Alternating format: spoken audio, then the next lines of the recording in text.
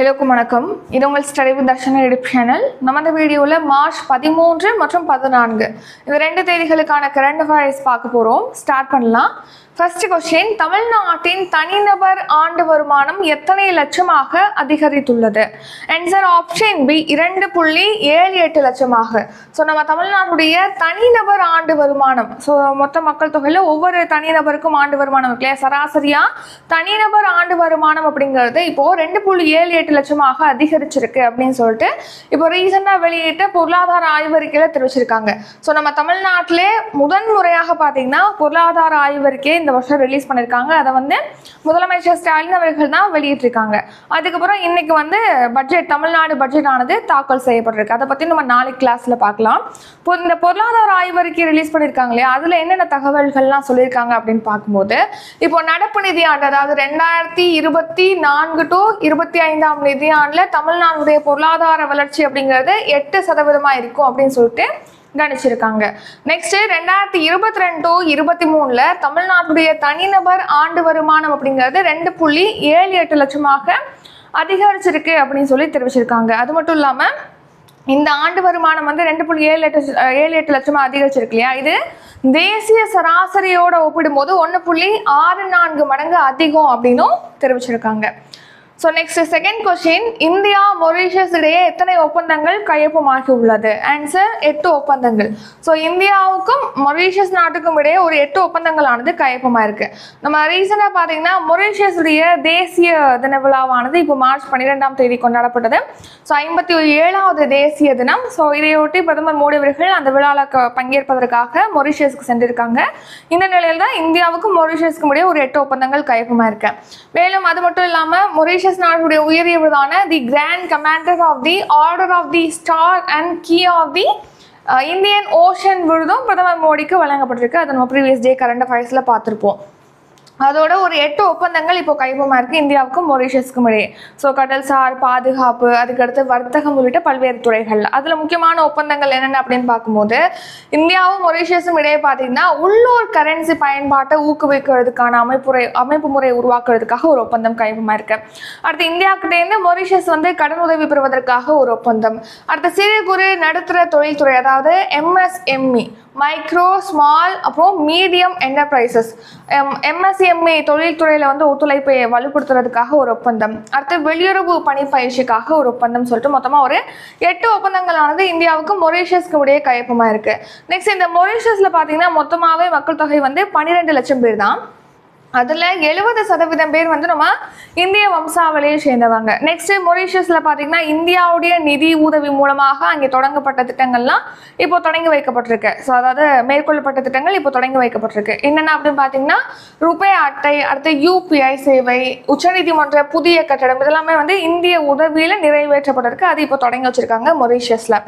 அது மட்டும் இல்லாமல் இந்திய நிதி உதவியோட மொரீஷியஸில் அடல் பிஹாரி வாஜ்பாய் பொது சேவை மற்றும் புத்தாக்க நிறுவனம் அமைக்கிறதுக்கு பிரதமர் மோடி அடிக்கல் நாட்டிருக்காங்க. நெக்ஸ்ட் மொரீஷியஸ்ல குடிநீர் குழாய்களை வந்து மாற்றி அமைக்கிறதுக்காக பாரத ஸ்டேட் வங்கி SBI பேங்க் இருக்கு இல்லையா, அங்கே SBI பேங்க் சார்பில் இந்திய ரூபாய் அடிப்படையில் 487 கோடி கடன் உதவி பெறுவதற்கு முடிவு பண்ணியிருக்காங்க, கடன் உதவி கொடுக்கறதுக்கு முடிவு பண்ணியிருக்காங்க.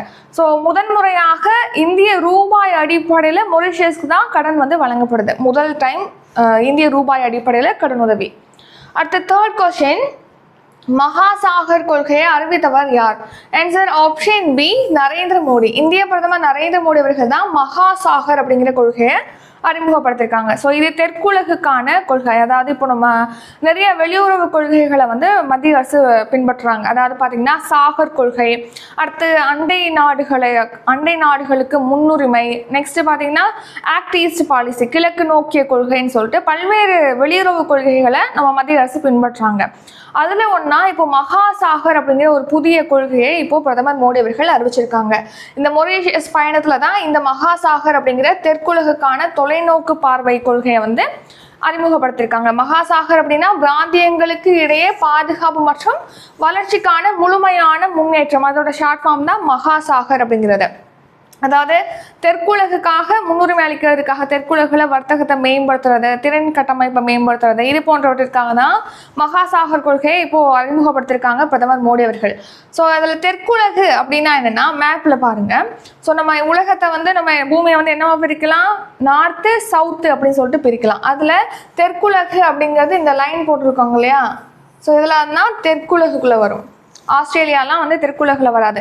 அதாவது இந்த தொழில் புரட்சி நடைபெற்றது இல்லையா, அந்த தொழில் புரட்சினால முன்னேற்றம் அடைந்த நாடுகள் வந்து அதாவது நார்த்துக்கு போயிடுவாங்க. சரிங்களா, வேர்ல்டு சவுத், குளோபல் சவுத் அப்படிங்கிறது இந்த தொழில் புரட்சினால பாதிக்கப்படக்கூடிய வளர்ந்து வரக்கூடிய வளர்ச்சி அடையாத நாடுகளை தான் நம்ம தெற்குலகு அப்படின்னு சொல்லிட்டு மென்ஷன் பண்ணுறோம். இந்த ஆப்பிரிக்கா, சவுத் அமெரிக்கா, ஏஷியாவில் பார்த்தீங்கன்னா பாதி தூரம், இதெல்லாம் தான் தெற்குலகு. ஸோ இந்த தெற்குலகில் வர்த்தகத்தை மேம்படுத்துறது, அந்த தெற்குலக நாடுகளில் வந்து திறன் கட்டமைப்பை மேம்படுத்துறது, பரஸ்பர பாதுகாப்பை ஏற்படுத்துறது ஆகியவற்றிற்காக மகாசாகர் அப்படிங்கிற கொள்கையை வந்து பிரதமர் மோடி அவர்கள் அறிவிச்சிருக்காங்க. ஸோ இதன் மூலமாக பார்த்தீங்கன்னா இந்த தெற்குலக கொள்கையின் கீழ், மகாசாகர் கொள்கையின் கீழ் தெற்குலக நாடுகளுக்கு தொழில்நுட்ப பகிர்வு, மானியங்கள், கடன் சலுகைகள் ஆகியவை வந்து வழங்கப்படும் அப்படின்னு பிரதமர் மோடி தெரிவிச்சிருக்காங்க. ஏற்கனவே பார்த்தீங்கன்னா இந்திய பெருங்கடல் பகுதியில் இருக்கக்கூடிய நாடுகளுக்காக 10 ஆண்டுகளுக்கு முன்னாடி சாகர் அப்படிங்கிற கொள்கையை வந்து அறிமுகப்படுத்தியிருப்பாங்க. அதுவும் மொரீஷியஸில் தான் பிரதமர் மோடி அறிமுகப்படுத்தியிருப்பாங்க. இப்போ மகாசாகர் கொள்கையையும் மொரீஷியஸில் தான் பிரதமர் மோடி அறிமுகப்படுத்தியிருக்காங்க. நெக்ஸ்ட் 4வது கேள்வி, ரூபாய் சின்னத்தை வடிவமைத்தவர் யார்? ஸோ இதான் வந்து ரூபாய் சின்னம். இந்த சின்னத்தை வடிவமைத்தவர் யார்? Answer option B, Udayakumar. So Tamil Nadu சேர்ந்த உதயகுமார் அவர்கள் தான் ரூபாய்க்கான அந்த சின்னத்தை வந்து வடிவமைச்சிருக்காங்க. இப்போ எதுக்காக இந்த ரூபாய் சின்னத்தை வடிவமைத்தவங்க பற்றி பார்க்குறோம் அப்படின்னா, இந்த சின்னத்தை பார்த்தீங்கன்னா நம்ம தமிழ்நாடு நிதிநிலை அறிக்கை 2025 to 26 ஆண்டுக்கான நிதிநிலை அறிக்கை ஆவணங்களில் இந்த ரூபாய் சின்னத்துக்கு பதிலாக தமிழ் எழுத்து ரூ அப்படிங்கிற எழுத்தை வந்து ரீப்ளேஸ் பண்ணியிருக்காங்க. ரூ, அந்த சின்னத்துக்கு பதிலாக ரூ அப்படிங்கிற தமிழ் எழுத்தை வந்து போட்டிருக்காங்க. ஸோ அந்த சின்னத்தை வந்து எடுத்துருக்கீங்க, இது ஒரு தேசிய சின்னம், இதை நீங்கள் அகற்றிருக்கீங்க அப்படின்னு சொல்லிட்டு நிறைய பேர் வந்து குற்றச்சாட்டிட்டு வராங்க. ஸோ இப்போது அதனால தான் அந்த ரூபாய் சிம்பிள் பற்றி பார்க்குறோம். இந்த சின்னத்தை யார் வடிவமைத்தாங்க அப்படின்னா தமிழ்நாடு சேர்ந்த உதயகுமார் என்பவர் தான் வடிவமைச்சிருக்காங்க. இது பார்த்தீங்கன்னா 2010 ஆண்டு ஜூலை மாதம் 15ஆம் தேதி மத்திய அரசினால் ஏற்றுக்கொள்ளப்பட்டது. இந்த ரூபாய் சின்னம் இருக்கு இல்லையா, அது எப்போ ஏற்றுக்கொள்ளப்பட்டதுன்னா 2010 ஜூலை 15ஆம் தேதி மத்திய அரசினால் ஏற்றுக்கொள்ளப்பட்டது. இந்த ரூபாய் அப்படிங்கிறதுக்கான மீனிங் என்ன அப்படின்னா, வெள்ளியால் செய்யப்பட்ட அல்லது வேலைப்பாடு நிறைந்த வெள்ளி நாணயம் அப்படிங்கிறதா ரூபாய் அப்படிங்கிற சொல்லுக்கான பொருள். ஸோ இது வந்து ருப்பியா அப்படிங்கிற சமஸ்கிருத வார்த்தையிலேருந்து ஏற்படுத்துது. அதாவது இந்த ருப்பியா அப்படிங்கிற சமஸ்கிருத வார்த்தைக்கும் இந்த ரூபாய் அப்படிங்கிற வார்த்தைக்கும் தொடர்பு இருக்குது அப்படின்னு சொல்லிட்டு தெரிவிக்கிறாங்க. அது மட்டும் இல்லாமல் பார்த்தீங்கன்னா இந்தோனேஷியா, மாலத்தீவு, மொரீஷியஸ், நேபாளம், செஷல்ஸ், அடுத்து இலங்கை, இந்த மாதிரி பல்வேறு நாடுகளில் அதிகாரப்பூர்வமாக ரூபாய் இல்லைன்னா அதுக்கு சமமான பெயர்களை வந்து நாணய பெயர்களாக அந்த நாடுகள் வச்சிருக்கு அப்படின்னும் தெரிவிச்சிருக்காங்க. நெக்ஸ்ட் 5வது கேள்வி, எந்த ஆண்டுக்குள் இந்தியா 3வது பெரிய பொருளாதார நாடாகும் என கணிக்கப்பட்டுள்ளது? ஆன்சர் ஆப்ஷன் ஏ, 2028ஆம் ஆண்டுக்குள்ள. ஸோ 2028ஆம் ஆண்டுக்குள்ள இந்தியா வந்து 3வது மிகப்பெரிய பொருளாதாரம் கொண்ட நாடாக உருவெடுக்கும் அப்படின்னு சொல்லிட்டு அமெரிக்காவுடைய நிதி சேவைகள் நிறுவனமான மோர்கன் ஸ்டான்லி நிறுவனமானது கணிச்சிருக்கு. இப்போ கரண்ட்லி பார்த்தீங்கன்னா நம்ம இந்தியா வந்து உலகின் 5வது மிகப்பெரிய பொருளாதாரம் கொண்ட நாடாக இருக்கு. எப்போ 5வது மிகப்பெரிய பொருளாதாரம் கொண்ட நாடாக நம்ம இந்தியா உருவெடுத்துச்சு அப்படின்னா 2023ஆம் ஆண்டு.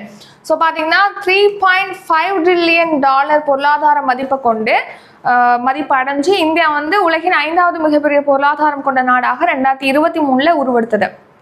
இப்போ இந்தியா வந்து 3வது மிகப்பெரிய பொருளாதாரம் கொண்ட நாடாக 2028 உருவெடுக்கும் அப்படின்னு சொல்லிட்டு இந்த மோர்கன் ஸ்டான்லி நிறுவனமானது கணிச்சிருக்கு. ஸோ கவனிங்க, அதாவது இப்போ 2023 வந்து $3.5 trillion பொருளாதார மதிப்பு கொண்டு 5வது மிகப்பெரிய பொருளாதாரம் கொண்ட நாடாக இந்தியா உருவெடுத்தது. ஸோ இந்த பொருளாதார மதிப்பானது 2026 $4.7 trillion உயரும். அதன் மூலமாக இந்தியா 4வது மிகப்பெரிய பொருளாதாரம் கொண்ட நாடாக 2026 உருவெடுக்கும். அடுத்து 2022 3வது மிகப்பெரிய பொருளாதாரம் கொண்ட நாடாக உருவெடுக்கும் அப்படின்னு சொல்லி மோர்கன் ஸ்டான்லி நிறுவனமானது கணிச்சிருக்கு. இப்போ நம்ம இந்தியா எப்படி 5வது மிகப்பெரிய பொருளாதாரம் கொண்ட நாடாக உருவெடுத்தது, அதுக்கான படிநிலைகள் அப்படின்னு பார்க்கும்போது 1990 பார்த்தீங்கன்னா 12வது பெரிய பொருளாதாரம் கொண்ட நாடாக நம்ம இந்தியா இருந்துச்சு. 2000 13வது இடத்துக்கு சரிஞ்சிருச்சு. நெக்ஸ்ட் 2020 9வது இடத்துக்கு முன்னேறினது. 2023 5வது இடத்துக்கு முன்னேறினுச்சு, 5வது மிகப்பெரிய பொருளாதாரம் கொண்ட நாடாக. அடுத்து 2028 3வது மிகப்பெரிய பொருளாதாரம் கொண்ட நாடாக உருவெடுக்கும் அப்படின்னு சொல்லி இந்த மோர்கன் ஸ்டான்லி நிறுவனம் கணிச்சிருக்கு. அது மட்டும் இல்லாம உலகின் மொத்த உள்நாட்டு உற்பத்தியில் பார்த்தீங்கன்னா இந்தியாவுடைய பங்கு அப்படிங்கிறது வெறும் 3.5% தான் இருக்கு. இது 4.5% அதிகரிக்கும் அப்படின்னும் இந்த மோர்கன் ஸ்டான்லியுடைய அறிக்கையில தெரிவிச்சிருக்காங்க. அடுத்த 6வது கேள்வி, சிறுநீரகம் காப்போம் திட்டம் எந்த ஆண்டு தொடங்கப்பட்டது?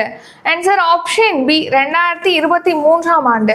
ஸோ சிறுநீரக செயலிழப்பு பார்த்தீங்கன்னா முன்கூட்டியே நம்ம பரிசோதனை செஞ்சோம் அப்படின்னா, சிறுநீரகத்தில் ஏதாவது பாதிப்பு இருக்குது அப்படின்னு முன்கூட்டியே தெரிஞ்சுக்கிட்டோம் அப்படின்னா சிறுநீரக செயலிழப்பு நம்மளால தடுக்க முடியும். ஸோ அதனால சிறுநீரக பரிசோதனைகளை ஆரம்ப சுகாதார நிலையங்களில் வழங்குறதுக்காக இந்த சிறுநீரகம் காப்போம் திட்டம் 2023 தமிழகத்தில் தொடங்கப்பட்டது. உலக சிறுநீரக நல தினம் அப்படிங்கிறது ஒவ்வொரு வருஷமும் பார்த்தீங்கன்னா மார்ச் மாதம் 2வது வியாழக்கிழமை அனுசரிக்கப்படுகிறது. இந்த வருஷம் மார்ச் 13ஆம் தேதி இந்த தினமானது கொண்டாடப்படுது. ஸோ அதாவது நம்ம தமிழ்நாட்டில் பார்த்தீங்கன்னா 50% பேருக்கும் மேலே பார்த்தீங்கன்னா பருவநிலை மாற்றத்தினால சிறுநீரக செயலிழப்பு, சிறுநீரக பாதிப்புகளானது ஏற்படுது அப்படின்னு சொல்லிட்டு இப்போ ரீசெண்டாக தமிழ்நாடு மாநில உறுப்பு மாற்று ஆணையத்துடைய உறுப்பினர் சில டாக்டர் என் கோபாலகிருஷ்ணன் தெரிவிச்சிருக்காங்க. ஸோ இதுக்காக நம்ம தமிழ்நாட்டில் சிறுநீரக பாதிப்புக்காக என்ன ஸ்கீம் செயல்படுத்துறாங்கன்னா சிறுநீரகம் காப்போம் அப்படிங்கிற திட்டமானது செயல்படுத்தப்படுது. இது 2023 ஜூலை 11ஆம் தேதி சேலத்தில் தமிழ்நாடு மக்கள் நல்வாழ்வுத்துறை அமைச்சர் மா சுப்பிரமணியம் அவர்களால் தொடங்கி வைக்கப்பட்டது இந்த திட்டம்.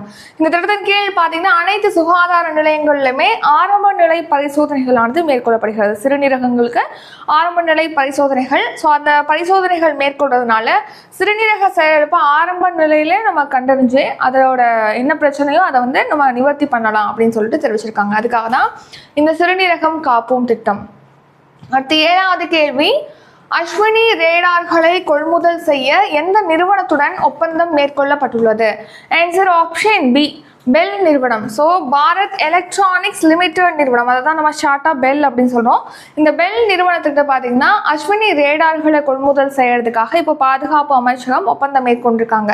ஸோ நம்ம இதில் முப்படை இருக்கு இல்லையா, இதில் எந்த படைக்காக இதை வாங்குறாங்க அப்படின்னா இந்தியன் ஏர்ஃபோர்ஸ், அதாவது IAF இந்திய விமானப்படைக்காக தான் எளிதில் எடுத்து செல்லும் வகையில் அஸ்வினி ரேடார்களை கொள்முதல் செய்யறதுக்காக 2906 கோடி ரூபாய் மதிப்பீட்டில் பெல் நிறுவனத்தோட ஒப்பந்தமானது மேற்கொள்ளப்பட்டிருக்கு. பெல் அப்படின்னா பாரத் எலக்ட்ரானிக்ஸ் லிமிடெட் நிறுவனம்.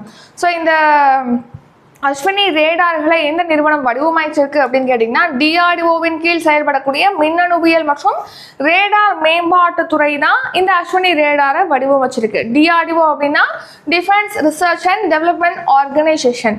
ஸோ இந்த அஸ்வினி ரேடார்கள் அப்படிங்கிறது பார்த்தீங்கன்னா இப்போது வானில் போர் விமானங்கள், அப்புறம் ஆளில்லா விமானங்கள், ட்ரோன், ஹெலிகாப்டர்களுடைய தாக்குதல்களை துல்லியமாக கண்காணிக்கக்கூடிய ஒரு திறன் கொண்டதான் இந்த அஸ்வினி ரேடார். ஸோ இதை யூஸ் பண்ணால் இந்திய விமானப்படையுடைய செயல்திறனானது இன்னும் அதிகரிக்கும். அதனால தான் அஸ்வினி ரேடார்களை கொள்முதல் செய்யறதுக்காக பெல் நிறுவனத்தோட ஒப்பந்தம் மேற்கொள்ளப்பட்டிருக்கு. ஸோ அடுத்து மத்திய பாதுகாப்பு செயலராக யார் இருக்காங்க அப்படின்னா ராஜேஷ் குமார் சிங். நெக்ஸ்ட் 8வது கேள்வி, வெளிநாடு வாழ் இந்திய மகளிருக்கான சிறப்பு சேமிப்பு கணக்கு திட்டத்தை எந்த வங்கி தொடங்கி உள்ளது? Answer option B BOB. So பார்த்தீங்கன்னா பரோடா வங்கி தான் இப்போ இந்த வெளிநாடு வாழ் இந்தியர்கள் NRI சொல்லுவோம் இல்லையா, non resident India, so non residents of India, so NRI மகளிருக்கான சிறப்பு சேமிப்பு கணக்கு திட்டத்தை பேங்க் ஆஃப் பரோடா வங்கி இப்போ ஸ்டார்ட் பண்ணியிருக்காங்க. ஸோ நீங்கள் அந்த ஸ்கீமோட நேம் என்ன அப்படின்னா BOP global women NRIN NRO அப்படிங்கிற ஒரு திட்டம், சிறப்பு திட்டம். ஸோ எதுக்காக வெளிநாடு வாழ் இந்திய மகளிருக்காக இந்த சேமிப்பு கணக்கு திட்டத்தை தொடங்கியிருக்காங்க. ஸோ இதில் நிறைய சிறப்பு சலுகைகள் பயனாளர்களுக்கு கிடைக்கும் அப்படின்னு தெரிவிச்சிருக்காங்க. 9வது கேள்வி, உலக புகைப்பிடிக்காத தினம் எந்த நாளில் அனுசரிக்கப்படுகிறது? ஆன்சர் மார்ச் 12ஆம் தேதி. ஸோ பார்த்தீங்கன்னா ஒவ்வொரு வருஷமும் மார்ச் மாதம் 2வது புதன்கிழமை அன்று இந்த உலக புகைப்பிடிக்காத தினமானது அனுசரிக்கப்படுகிறது. ஸோ அதன்படி இந்த வருஷம் மார்ச் 12ஆம் தேதி இந்த உலக புகைப்பிடிக்காத தினமானது கொண்டாடப்படுது. இந்த வருஷம் தீம் என்னன்னா குவிட் அண்ட் வின் அப்படிங்கிறது, குவிட் அண்ட் வின். நெக்ஸ்ட், உலக சுகாதார அமைப்பு பற்றி, அதாவது வேர்ல்ட் ஹெல்த் ஆர்கனைசேஷன் பற்றி பார்த்தோம்னா இது 1948 ஏப்ரல் 7ஆம் தேதி தொடங்கப்பட்டிருக்கு. இதோட ஹெட் குவார்ட்டர் சுவிட்சர்லாந்தில் இருக்குது. இதோடைய டைரக்டர் ஜெனரலாக டெட்ரோஸ் அதானம் இருக்காங்க. மெம்பர் கண்ட்ரிஸ் வந்து 194 நாடுகள். அடுத்து 10வது கேள்வி, ஸ்பேடெக்ஸ் விண்கலம் எந்த ராக்கெட் மூலம் விண்ணில் செலுத்தப்பட்டுள்ளது? Answer PSLV C-60 rocket. So கவனிங்க, இப்போ PSLV C-57 ராக்கெட் மூலமாக ஆதித்யா L1 வந்து லான்ச் பண்ணியிருப்பாங்க. ஆதித்யா L1 சூரியனுடைய புறவெளி ஆய்வு செய்யறதுக்காக இஸ்ரோ அனுப்பிய முதல் விண்கலன் வந்து ஆதித்யா L1. நெக்ஸ்ட் பார்த்தீங்கன்னா PSLV C-58 ராக்கெட் மூலமாக எக்ஸ்போசாட் வந்து லான்ச் பண்ணியிருக்காங்க. So next PSLV C-59 rocket மூலமாக பார்த்தீங்கன்னா ப்ரோபா 3 விண்கலன், அதாவது யூரோப் ஸ்பேஸ் ஏஜென்சியுடைய ப்ரோபா 3 அப்படிங்கிற இரட்டை செயற்கைக்கோள்களை வந்து லான்ச் பண்ணியிருக்காங்க இஸ்ரோ. PSLV C-60 மூலமாக ஸ்பேடெக்ஸை வந்து லான்ச் பண்ணியிருக்காங்க. ஸ்பேடெக்ஸ் அப்படிங்கிறதுனா 2 விண்கலன்களை வந்து விண்ணில் அனுப்பி வெவ்வேறு சுற்றுவட்ட பாதையை நிலைநிறுத்தி அதுக்கப்புறமா 2ஐயும் ஒன்னோடு ஒன்று ஒருங்கிணைக்கிறதுக்கான திட்டம் தான் ஸ்பேடெக்ஸ் திட்டம். இது வந்து PSLV C-60 ராக்கெட் மூலமாக விண்ணில் செலுத்தப்பட்டது. ஸ்பேடெக்ஸ் A, ஸ்பேடெக்ஸ் B அப்படிங்கிற 2 விண்கலன்களுமே பார்த்தீங்கன்னா தலா 220 கிலோ எடை கொண்டது 2 விண்கலன்களை வந்து அனுப்பியிருப்பாங்க. இப்போ அந்த 2 விண்கலன்களும் பார்த்தீங்கன்னா ஒருங்கிணைக்கப்பட்டிருக்கு. ஒருங்கிணைக்கப்பட்ட அந்த இரட்டை விண்கலன்கள் இப்போ வெற்றிகரமாக விடுவிக்கப்பட்டிருக்கு அப்படின்னு சொல்லிட்டு இஸ்ரோ இப்போ தெரிவிச்சிருக்காங்க. எதுக்காக இந்த ஸ்பேடெக்ஸ் அப்படின்னு கேட்டிங்கன்னா, ஸ்பேஸ் டாக்கிங் டெக்னாலஜி வந்து இது வரைக்கும் 3 நாடுகள் தான் கொண்டு இருக்கு. அந்த ஸ்பேஸ் டாக்கிங் டெக்னாலஜி எதுக்காகனா, நம்ம இந்தியாவுக்கு சொந்தமாக ஒரு விண்வெளி நிலையத்தை அமைக்கிறதுக்கு நம்ம அரசு வந்து திட்டமிட்டிருக்காங்க. ஸோ அதன்படி 2035க்குள்ள இந்தியாவுக்கு சொந்தமாக பாரதிய அந்தரிக்ஷா ஸ்டேஷன் அப்படிங்கிற பேரில் ஒரு விண்வெளி நிலையத்தை அமைக்கிறதுக்கு திட்டமிட்டிருக்காங்க. ஸோ இந்த விண்வெளி நிலையத்தை அமைக்கிறதுக்கு இந்த ஸ்பேஸ் டாக்கிங் டெக்னாலஜி அப்படிங்கிறதுக்கு நமக்கு தேவைப்படுது. ஸோ அதனால தான் இந்த ஸ்பேடெக்ஸ் ஆய்வு திட்டத்தை வந்து இஸ்ரோ மேற்கொண்டிருக்காங்க. ஸோ கவனிங்க, ஸோ இதன் மூலமாக இப்போ ஸ்பேடெக்ஸ் திட்டம் வெற்றி அடைஞ்சதுனால ஸ்பேடெக்ஸ் விண்வெளி டாக்கிங் தொழில்நுட்பத்தை கொண்ட 4வது நாடாக இந்தியா வந்து உருவெடுத்திருக்கு. அடுத்து 11வது கேள்வி, 2023 to 24ஆம் நிதியாண்டில் தேசிய மொத்த உள்நாட்டு உற்பத்தியில் தமிழ்நாட்டின் பங்கு %. Answer option B 9.21%. ஸோ 2023-24ஆம் நிதியாண்டில் தேசிய மொத்த உள்நாட்டு உற்பத்தியில் பார்த்தீங்கன்னா தமிழ்நாட்டோட பங்கு 9.21% அப்படின்னு சொல்லிட்டு இப்போ தமிழ்நாடு பொருளாதார ஆய்வறிக்கையில் தெரிவிச்சிருக்காங்க. ஸோ தமிழ்நாட்டில் ஃபர்ஸ்ட் டைம் வந்து இந்த வருஷம் தான் பொருளாதார ஆய்வறிக்கையை முதலமைச்சர் ஸ்டாலின் அவர்கள் ரிலீஸ் பண்ணியிருக்காங்கன்னு சொல்லிட்டு நம்ம ஃபஸ்ட்டு கொஸ்டின்லேயே பார்த்துருப்போம். அந்த ஃபஸ்ட் கொஸ்டினில் கொஞ்சம் விஷயம் தான் பார்த்துருப்போம். இதில் நம்ம டீட்டெயிலாக பார்க்குறோம். ஸோ கடந்த நிதியாண்டு 2023-24ஆம் நிதியாண்டில் தேசிய மொத்த உள்நாட்டு உற்பத்தியில் தமிழ்நாட்டோட பங்கு 9.21%. அடுத்து மாநில உள்நாட்டு உற்பத்தி எவ்வளோ அப்படின்னு கேட்டிங்கன்னா 27.22 லட்சம் கோடியாக நம்ம தமிழ்நாட்டுடைய மொத்த உற்பத்தி இருக்கு. அடுத்து மாநிலத்துடைய உண்மையான வளர்ச்சி விகிதம் அப்படிங்கிறது பார்த்தீங்கன்னா 8.33% இருக்குது அப்படின்னு சொல்லிட்டு தெரிவிச்சிருக்காங்க. 2019 to 20ஆம் நிதியாண்டிலேருந்து 2023-24ஆம் நிதியாண்டு வரைக்கும் இந்தியாவுடைய பணவீக்கமானது 4.85% இருந்தது. நம்ம தமிழ்நாட்டுடைய பணவீக்கம் அதே காலகட்டத்தில் 5.7% அதிகமாக இருந்திருக்கு அப்படின்னு சொல்லிட்டு மென்ஷன் பண்ணியிருக்காங்க. அடுத்து இந்தியாவுடைய உற்பத்தி துறையில் பார்த்தீங்கன்னா தமிழ்நாட்டோட பங்கு அப்படிங்கிறது 11.90% இருக்கு. அடுத்து 2019 to 20லேருந்து 2023-24ஆம் நிதியாண்டு வரைக்கும் அந்நிய நேரடி முதலீடு பார்த்தீங்கன்னா 5,909 கோடியிலேருந்து 20,157 கோடியாக அதிகரிச்சிருக்கு தமிழ்நாட்டில் அப்படின்னு இந்த பொருளாதார ஆய்வறிக்கையில் தெரிவிச்சிருக்காங்க. நெக்ஸ்ட்டு நம்ம தமிழ்நாடு பார்த்தீங்கன்னா சமூக முன்னேற்ற குறியீட்டில் முதலிடத்தை பிடிச்சிருக்கு. உயர்கல்வியில் மொத்தமாக சேர்க்கை விகிதம் இருக்கு இல்லையா, அதுலேயும் முதலிடத்தை பிடிச்சிருக்கு அப்படின்னு சொல்லி ஆய்வறிக்கையில் மென்ஷன் பண்ணியிருக்காங்க. 2005 to 2006லேருந்து 2022-23ஆம் நிதியாண்டு வரைக்கும் வறுமை நிலைமை அப்படிங்கிறது 36.54%. இப்போ என்ன குறைஞ்சிருக்கு அப்படின்னா 1.43% வறுமை நிலையானது குறைஞ்சிருக்கு தமிழ்நாட்டில் அப்படின்னு சொல்லி தெரிவிச்சிருக்காங்க. அடுத்து 12வது கேள்வி, 15வது நிதிக்குழுவின் பரிந்துரைப்படி மாநிலத்தின் மொத்த உள்நாட்டு உற்பத்தி மதிப்பில் எத்தனை சதவீதத்துக்குள் கடன் வாங்கி கொள்ளலாம்? Answer option C 28%. ஸோ தமிழ்நாட்டுடைய மொத்த உற்பத்தி, இப்போ ஒரு மாநிலம் இருக்குன்னா அந்த மாநிலத்துடைய மொத்த உள்நாட்டு உற்பத்தியில் 28% வரைக்கும் அவங்க கடன் வாங்கிக்கொள்ளலாம் அப்படின்னு சொல்லிட்டு 15வது நிதிக்குழு வந்து தெரிவிச்சிருக்கு. உங்களுக்கான கொஸ்டின், 15வது நிதிக்குழுவுடைய தலைவர் யார்? இப்போ 16வது நிதி ஆணையம் அமைச்சிருக்காங்க அடுத்த 5 வருஷத்துக்கு பரிந்துரைகள் வழங்குறதுக்காக. அந்த 16வது நிதி ஆணையம் வந்து அரவிந்த் பனகரியா தலைமையில் அமைக்கப்பட்டிருக்கு. இப்போ 15வது நிதிக்குழு யாருடைய தலைமையில் அமைக்கப்பட்டது? இதுக்கான ஆன்சரை கமெண்ட் பண்ணுங்க. இது உங்களுக்கான கொஸ்டின். அந்த நிதிக்குழு தான் மாநிலத்துடைய மொத்த உள்நாட்டு உற்பத்தி மதிப்புல 28% வந்து கடன் வாங்கிக்கலாம் அப்படின்னு சொல்லி தெரிவிச்சிருக்காங்க. ஏன்னா இப்போ தமிழக அரசு நிறைய கடன் வாங்குறாங்களா அப்படிங்கிற கேட்டதுக்கு பாத்தீங்கன்னா நிறைய கடன் வாங்கல. மொத்த உள்நாட்டு உற்பத்தியில 15வது நிதிக்குழு 28% வரைக்கும் கடன் வாங்கிக்கலாம்னு சொல்லியிருக்காங்க. தமிழ்நாடு வந்து 26% தான் கடன் வாங்கியிருக்கு அப்படின்னு சொல்லி தெரிவிச்சிருக்காங்க. மாநிலத்துக்கு ஒரு மாநிலத்திற்கு எந்தெந்த வழிகளில் வருவாய் வருதுன்னா 4 வழிகளில் வருது. ஒன்று வந்து மாநிலம் சொந்தமாக வரி வருவாய் மேற்கொள்றது, வரி வருவாய் வசூல் செய்யறது. மத்திய அரசு வந்து வரி வருவாயை பகிர்ந்தளிக்கிறது.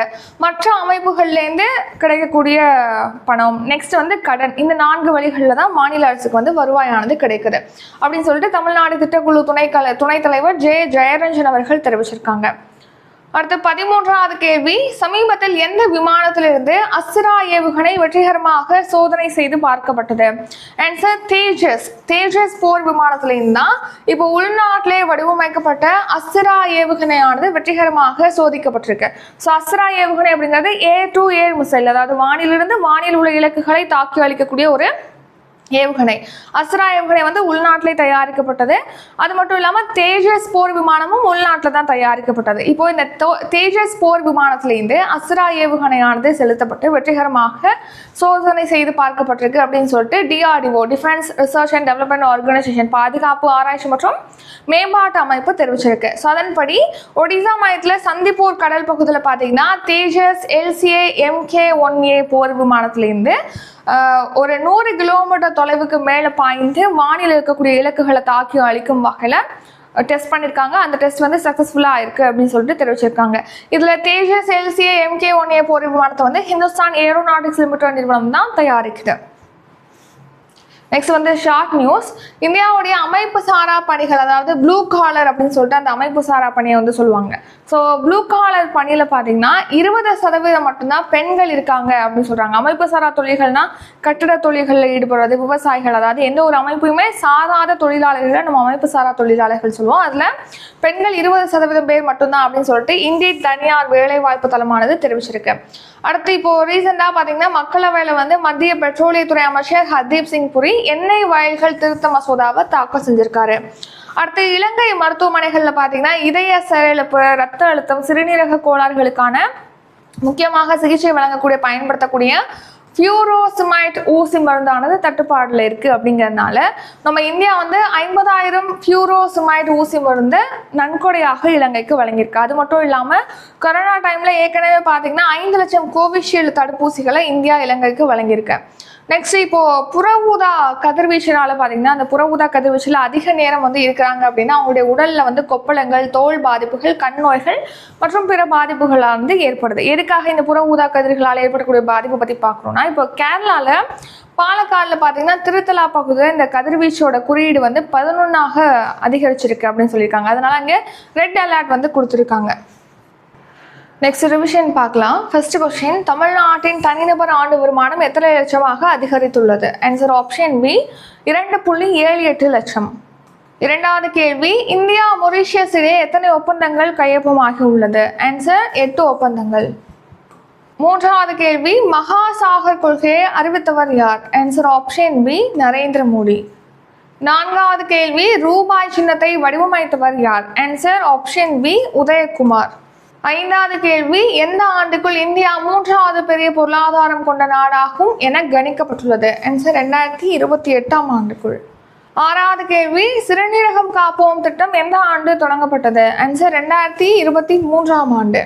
ஏழாவது கேள்வி, அஸ்வினி ரேடார்களை கொள்முதல் செய்ய எந்த நிறுவனத்துடன் ஒப்பந்தம் மேற்கொள்ளப்பட்டுள்ளது? Answer bell. எட்டாவது கேள்வி, வெளிநாடு வாழ் இந்திய மகளிருக்கான சிறப்பு சேமிப்பு கணக்கு திட்டத்தை எந்த வங்கி தொடங்குகிறது? Answer bank of Baroda. ஒன்பதாவது கேள்வி, உலக புகைப்பிடிக்காத தினம் எந்த நாளில் அனுசரிக்கப்படுகிறது? ஆன்சர் மார்ச் 12ஆம் தேதி. 10வது கேள்வி ஸ்பேடெக்ஸ் விண்கலம் எந்த ராக்கெட் மூலம் விண்ணில் செலுத்தப்பட்டுள்ளது? Answer PSLV C-60. 11வது கேள்வி 2023-24 நிதியாண்டில் தேசிய மொத்த உள்நாட்டு உற்பத்தியில் தமிழ்நாட்டின் பங்கு? ஆன்சர் 9.21%. 12வது கேள்வி 15வது நிதிக்குழுவின் பரிந்துரைப்படி மாநிலத்தின் மொத்த உள்நாட்டு உற்பத்தி மதிப்பில் எத்தனை சதவீதத்துக்குள் கடன் வாங்கிக் கொள்ள வேண்டும்? Answer option C 28. 13வது கேள்வி சமீபத்தில் எந்த விமானத்திலிருந்து அசுரா ஏவுகணை வெற்றிகரமாக சோதனை செய்து பார்க்கப்பட்டது? ஆன்சர் ஆப்ஷன் B தேஜஸ் போர் விமானம். இத்துடன் இன்றைக்கான கரண்ட் அஃபேர்ஸ் வீடியோ நிறைவடைகிறது. இந்த வீடியோ உங்களுக்கு பிடிச்சிருந்தா லைக் பண்ணுங்க, ஷேர் பண்ணுங்க. நம்ம சேனலை நீங்கள் சப்ஸ்கிரைப் பண்ணலன்னா மறக்காம சப்ஸ்கிரைப் பண்ணிக்கோங்க. நன்றி, வணக்கம்.